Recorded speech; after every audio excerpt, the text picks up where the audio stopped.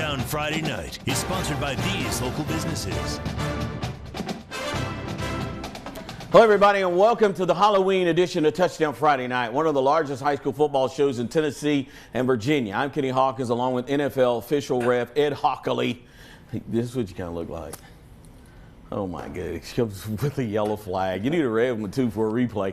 Tonight was the final regular game of the season in Northeast Tennessee. But first, let's get this party started. Here is Mackenzie with our Southern Pools and Spas top tackle of the night. Top Tackle is sponsored by Southern Pools and Spas. Kenny, our top tackle brings us up Roan Mountain. Landon Barnett keeps it for the Highlanders, hugs the sidelines, and boom! Big hit between him and Connor McKinney sends both players rolling. It's like two Mack trucks colliding a couple of yards farther up, and I would have been in that collision too, Kenny. That is our top tackle of the night. Here, take this back. Well, I got to learn that. That's how through the T-shirt. Thanks, Mackenzie. For the 104th time, Dobyns and Science Hill met on the football field tonight in one of the top rivalries in the state. For the Indians, a victory would clinch its second straight outright Big East Conference championship. That's never easy against Stacey Carter and his Hilltoppers, who've won 5 out of the last 10 played in this series. The Indians guaranteed a first-round home playoff game either as a number 1 or number 2 seed. But the Indians have no intent involving tiebreakers in their Friday's outcome. We got here coming from halftime. Tribe up 14-7. Things are just heating up. Toppers strike first. Lane Clement will toss the ball to Branson Newberry, who will walk on into the end zone. The Toppers are now trailing by 1, 14-13. Still in the third. Clement will hand off to Malik Anderson, and nothing the Tribe could throw at him could stop it. Toppers gained the lead. It was 19-14. Moving on to the fourth quarter. Tribe will wake up. Levi Chappell will get the ball to Zabian Goodwin. Zabian passes the Toppers for a touchdown. The Tribe would regain the lead 2019. Tribe will do it again. 4th and inches. Chappell will find an opening through the Toppers to score and extend their lead to 28-19 with a 2-point conversion as Dobyns Bennett goes on to win tonight over the Hilltoppers. We were able to pull it out because we got a bunch of guys right here who are fighters. You know, they have played hard every game we've had this year and just fight their tails off. And tonight was no different at all. So, listen, it's all about the kids, man. They played their tails off, and I couldn't be happier for them. We knew it was going to be a close game. It's a rivalry. So, it's always a close game against these guys. They're a good team. They played a good game. I'm proud of them. I'm proud of my team. It's a crazy game all in general. It means so much for us to win the region, and hosting at home just means even more because J. Fred's a great place to play, and it's pretty intimidating for other teams, and I'm glad to bring it to J. Fred. So once again, Dobyns Bennett wins the Big East Championship. They're going to take on Farragut next week, beating Science Hill tonight, a close one, 28-25. Gatlinburg-Pittman all over Chucky Doak, 52-7. Moving down I-26, Tennessee High Vikings come to take on Daniel Boone's Trailblazers. Vikings strike first. Jack Richardson will hand off to Elijah Plumbar, who is off to the races for the score. Vikings get on the board. It is now 7-zip. Blazers turn. Rye Stone will go for the pass. I like that name. But it's intercepted by Alex Carey. Carey will then take the ball all the way home to score. That pick six would make it 14-0.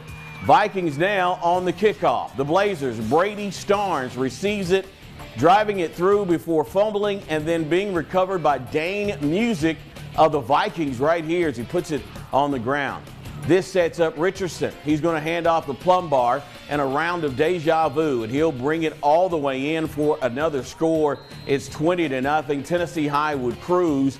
They went on to win tonight over Daniel Boone by the final 41-7. It was Jefferson County just getting past West Ridge, 28-21. Now over to Jonesboro, where the David Crockett Pioneers face the Fighting Cocks of Cocke County. We picked this one up. Crockett already leading 7-0. Quarterback A.J. Wynn drops back, heaves it to the end zone. Aiden Simmons makes the adjustment, and the incredible catch for the touchdown. Pioneers go up 14-0. Win for the Cocke win. County with the ball now. Senior receiver Eli Roberts takes the pitch, breaks the tackle for the nice 15-yard gain. They switch sides of the field for the quarter, and it's Roberts again on the pitch, making defenders miss before being brought down for another first down. The drive was stalled. However, Crockett takes it back over. Wynn fakes the handoff, keeps it himself 20-yard gain. Very next play, it pays off for him. Walks into the end zone for the Pioneer touchdown. Crockett would roll tonight. They improved to 4-6. That final score over Cocke County, who's still looking for a win, 49-7.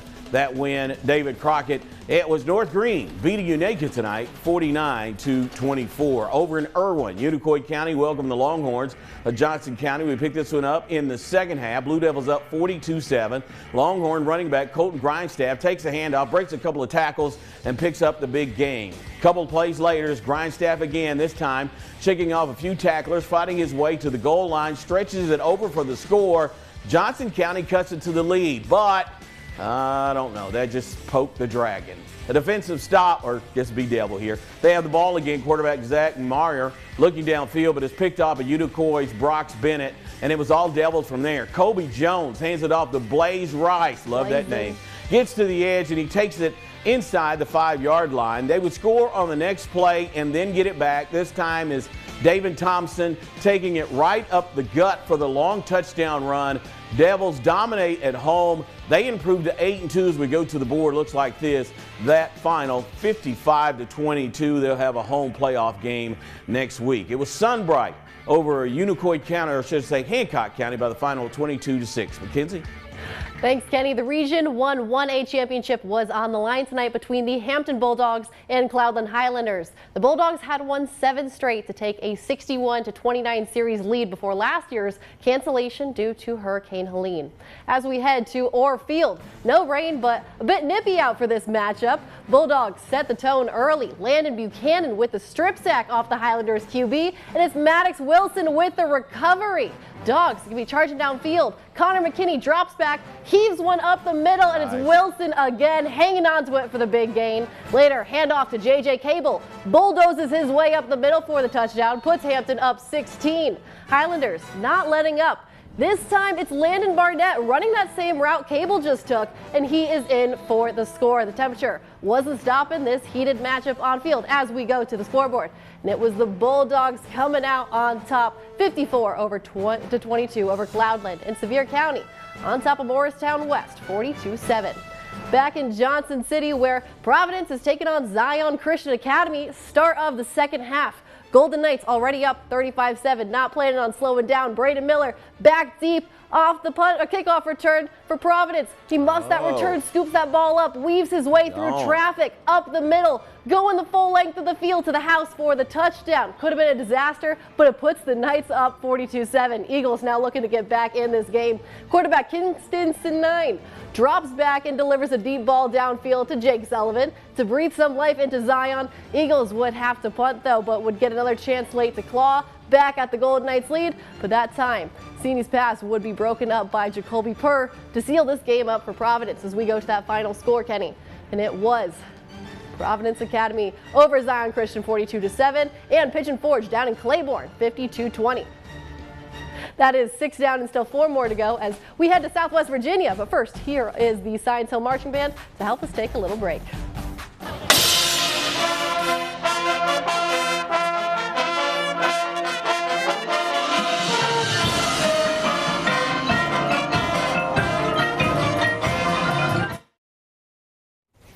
Welcome back to Touchdown Friday Night. We now head to Southwest Virginia. The Union Bears visiting the Abingdon Falcons. Before the half, the Falcons are trying to score again. The quarterback drops back, and he's hit as he launches one deep, but the pass is picked off by the Bears' Cam Bostic. Now in less than 2 minutes, Bostic is under center, finds Camden Wharton, who makes the catch, brushes off a defender, and is still fighting for yards before finally he's brought down at the 1-yard line. Very next play, the Bears go to Keith Chandler. In the I formation, he finds the end zone. Union takes a 27-7 lead into the half. In the second half, Abingdon has their first drive, and again, it's another interception from the Bears. This time, Braxton Bunch comes up with it as Union runs away with it as we go to the board. That final, it was Union winning 46-7 over Abingdon. John Battle over Lehigh tonight by the final 19-13. Now to Gate City for the Central Wise versus the Blue Devils. Coming out of halftime, Blue Devils, Zane Reed handed the ball off to Walker Hillman, who ran it through the middle, found an open field, and took off down the field. The score made it 42-0, Gate City in front. Then Central Zeke O'Quinn faked the handoff, ran it past the Blue Devils defense. They tried to keep Central off the board, but O'Quinn finally put Central in the scoring column. The Blue Devils started marching down the field next, trying to score in the last 5 minutes of the game, as Central didn't make it easy. Central's Caden Hopkins pulled off a clean defensive tackle, stopping the Blue Devils' drive. As we go to the board, it looks like this. Gate City and Y Central tonight. Gate City wins 42-6, and it was Ridgeview over Perry County 35-7. Mackenzie? Thanks, Kenny. Now we go to Rye Cove, where we find the Eagles facing off against JI Burton. JI Burton won the coin toss, and on the second play, Peyton Brumite launches that D-ball to Alex Coley, who caught it and ran it in for the first touchdown of the game. 7-0, JI Burton leads. Eagles respond when Will Rollins ran up the middle, found open field, and took off, scoring for the touchdown. Game's tied 7-all, but Rollins wasn't done yet. Later in the first quarter, he repeated the feat, this time tipping the game in favor of the Eagles, 14-7. As we go to that final scoreboard, Kenny. And it was, drumroll please, Rye Cove over JI Burton 40-7, and Hurley all over Castlewood 44-6. Now in Emory, Virginia, the Patrick Henry Rebels are hosting the Chillhowie Warriors. We are in the first quarter, and after marching down the field, the Warriors give it to Gunnar Milhorn, who has the first touchdown of the night. After a 5-yard rush, Chillhowie has it again in the first, and they go back to the run. This time, it's Luke Mullinax who goes outside, follows his blockers, and he has a lot of them as he goes 50 yards untouched. Warriors take a 14-0 lead early in this one. Now the Rebels are looking to respond as they go to the air, looking for Callum Gobble, but it's picked off by Dylan Martin from Chillhowie. The Warriors were in charge of this one as they go on to that final score, 42-7. All Chillhowie, and Bland County squeaking out a win against Twin Valley, 52-50. A couple other scores in the region. It was all Twin Springs all over Thomas Walker, 48-12. The Gatorlight Quick Play is sponsored by Quick Stop Markets. Kenny, our quick play of the night. Providence got on the board in the second half as of this one, just all the way down the field. Braden Miller taking it to the house, the 30, the 20, the 10, all the way. That was off the kickoff, the opening play of that second half, Kenny. That is our quick play of the night. That is 10 down, but we still have 6 more to go as we look back to Thursday night's action. But first, here are the Rye Cove cheerleaders to help play us into a little break.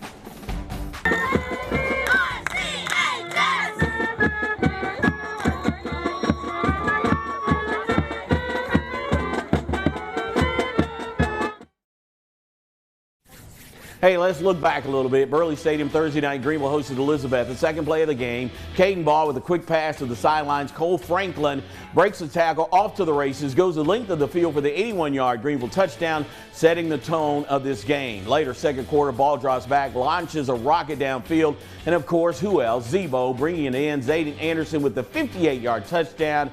Greeneville all over Elizabethan last night by the final of 48-7. Unbeaten Happy Valley traveled to South Greene Thursday night in a Region 1 2A title battle. Down 14-0, Rebels would cut into the lead. Just 26 seconds left first half. Nash Rader calls his own number, diving into the end zone. He made it 14-7. South Greene tries a little trickery in the third quarter when they go for it on fourth down, but Charlie Lane will get stuffed on the reverse, turning it over on downs. Warriors would stretch the lead in the fourth quarter with quarterback Kay McDougal keeps it on the option, dives in for the score. That made it 20-7. The Warriors remain unbeaten. They went on to win last night by the final of 20-14. Mackenzie? Thanks, Kenny. It was a cold and misty night on the range where West Greene hosted Cumberland Gap Thursday night. Panthers were driving at midfield early when they decide to go for it on fourth down, but a whole herd of Buffaloes stopped Colson Nash short and turned it over on downs. Cumberland Gap would hold, but they go into their punt on the next possession. Punter bobbles the snap, tries to scramble, but again, the West Greene defense makes the stop. They would capitalize a few plays later when they punch it in on the quarterback sneak, 46-0 lead as we go to the final. And it's West Greene winning easily, 42-6 over Cumberland. Hawkins County, your favorite Thursday night volunteer hosted the Sullivan East Patriots, looking for a school record 7 wins in a season. First quarter, Falcons driving. Lincoln Wilson heaves one up, but it's picked off by Austin Warren. Falcons would force a punt, but kick is blocked, and East turns it over on downs. Blue and Orange take over. Volunteer would take advantage. Wilson slings it out wide to Nathan Simpson. He gets held onto like a grudge, still finds his way into the end zone to make it 6-0 as we go to that final scoreboard, Kenny. Volunteer over Sullivan East, 63-13. To say it was a cold and rainy day in Damascus last night would be an understatement, but the Rural Retreat Indians came out on fire. Trevor Shelton takes the opening kickoff deep into Holston territory before being dragged down from behind. But the Cavalier defense stopped the Indians on 4th down on this tackle by Joe Norman. Joe. Then Holston broke through on the scoreboard as Eli Tweed takes off down the sideline for the long touchdown run, makes it 7-0 Cavaliers as we go to that final score, Kenny. Holston falling to Rural Retreat at home, 12-7. That will do it for our high school football coverage tonight, but if there is a highlight or score you missed, then please log on to our website, WJHL.com. Shortly after the show, when we come back, Kenny wraps up the day of sports, so stay with us.